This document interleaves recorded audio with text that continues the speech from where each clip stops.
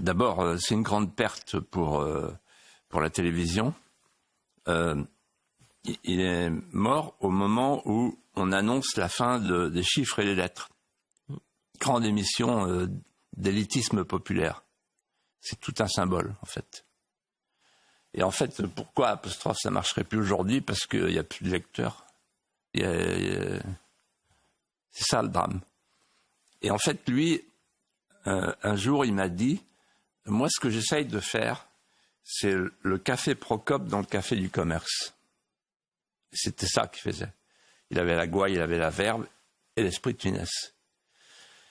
On pourrait dire autrement qu'il a facilité le passage de chacun d'entre nous du Lagarde et Michard à l'encre sèche et au regard absent des grands écrivains français à la fresque vivante de l'imparfait du subjonctif.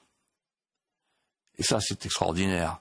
Parce que quand vous pensez que, c'est un rêve pour nous d'ailleurs, que les gens disent « Ah non, vendredi soir, non, pas de dîner, je regarde Bernard Pivot », c'était ça. Voilà. Et donc, moi, je peux vous dire que mon premier passage chez Bernard Pivot, là, sur mon livre, là, qui était mon premier livre, et on avait pris un café avant, il m'a dit « Je vous préviens, hein, Philippe, je vous mets du costaud ».